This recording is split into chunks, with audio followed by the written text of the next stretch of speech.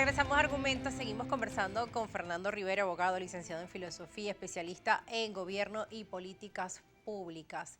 Fíjese, hacíamos un contexto del panorama geopolítico en el primer bloque del programa, donde hablábamos de que, bueno, faltan pocos días para la cumbre de las Américas. Estados Unidos, pues, tiene en estos momentos las presiones de distintos países que han dicho en América Latina que no van a asistir si no se invita a Cuba, a Venezuela y a Nicaragua. Esto por un lado.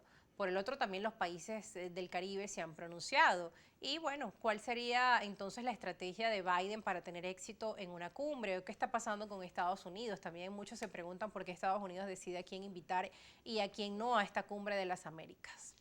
El Estado anfitrión en un foro intergubernamental como este, en un foro político, tiene por supuesto unas obligaciones. Lamentablemente la administración Biden las desconoce.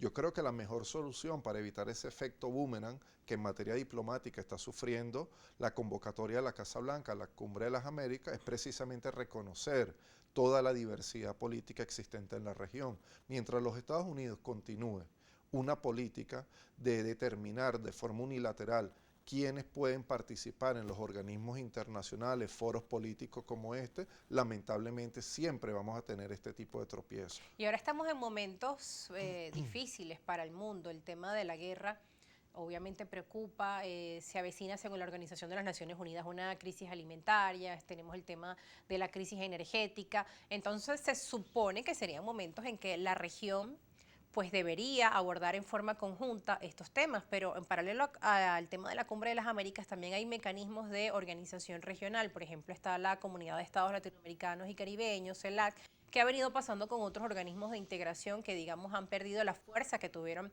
en alguna época. Sí, quiero precisar, Rosa, una cuestión importante. La FAO ha dicho, y estos son cifras oficiales de marzo de este año, marzo-abril, que 197 millones de personas en el mundo padecen de hambre. Acá en América Latina y el Caribe estamos hablando, según esas cifras oficiales, de 12.7 millones que padecen hambre extrema, es decir, que están en una situación crítica. Esos son parte de los grandes asuntos que hoy tiene la humanidad y la región de nuestra América. Lamentablemente, la agenda de la OTAN, la agenda de la Casa Blanca, lesiona los intereses de la humanidad y en ese sentido plantea o trata en definitiva de desarrollar una política exterior que lamentablemente está reñida con la vida, con la paz y la autodeterminación de los Pero pueblos. podrían haber cambios en esa política, se notan diferencias entre la gestión de Trump y las políticas que ha venido implementando Biden, que algunos dicen que son contradictorias. Por un lado, pareciera que va a negociar con Venezuela y otros países de la región, pero por el otro, pues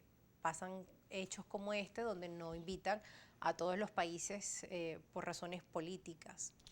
Yo creo que en el sentido de, digamos, los objetivos geoestratégicos en general son los mismos, solamente hay variaciones tácticas como consecuencia de la nueva situación que impera en el Bueno, y mundo. también en el caso de Venezuela, por ejemplo, el presidente Maduro no podría asistir a Estados Unidos porque, como hablábamos, allí tiene un se busca, igual en el caso del presidente de Nicaragua, Daniel Ortega, ¿no? Es una situación compleja.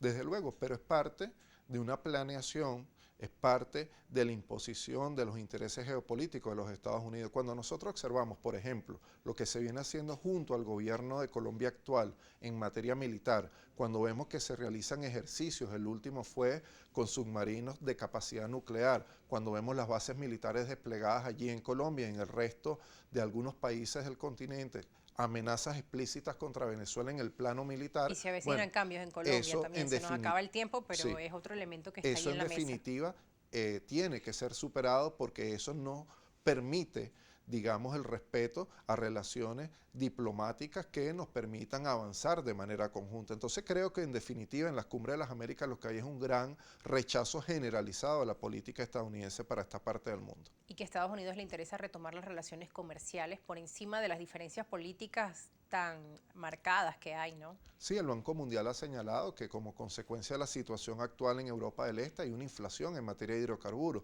pero en materia de alimentos estamos hablando de un aumento de 40% y en materia de los metales, por ejemplo, estamos hablando de 20% de inflación. Todo esto contribuye, por supuesto, a un viraje de la política exterior de los Estados Unidos, pero ellos siempre van a conservar su planeación estratégica, y esto no lo digo yo, lo dicen los documentos oficiales, la Estrategia de Defensa y Seguridad Nacional, por ejemplo. Bueno, gracias por estar con nosotros. Lamentablemente se nos acabó el tiempo. Dábamos una mirada a distintas visiones en referencia a los diálogos en Venezuela, los diálogos entre distintos sectores de la oposición con el Ejecutivo, los diálogos entre el gobierno venezolano con la plataforma unitaria y también las expectativas en referencia a las relaciones de Estados Unidos con Venezuela. Nuestros invitados de hoy, a pesar de tener diferentes posturas ideológicas, coinciden en la necesidad de que se alivien las sanciones a Venezuela, esto con el fin de ayudar a la población venezolana que ha sufrido las consecuencias no solo de las sanciones, porque recordemos que ya nuestro país venía con unos índices de decrecimiento económico antes del 2017, pero sin embargo estas agravaron el problema y no cumplieron el objetivo político que tenían, que era el de lograr el cambio de gobierno. Soy Rosa Colmenares, me despido de ustedes por hoy, recordándoles nuestras cuentas en las redes sociales, @rosa_periodista, y también las del programa @argumentosgb y @argumentos_gb en Twitter. Gracias por estar con nosotros esta tarde, gracias a usted también por acompañarnos. Rosa. Aquí estamos un poquito engripados, pero bueno, ya terminamos la edición de hoy de Argumentos, será hasta mañana.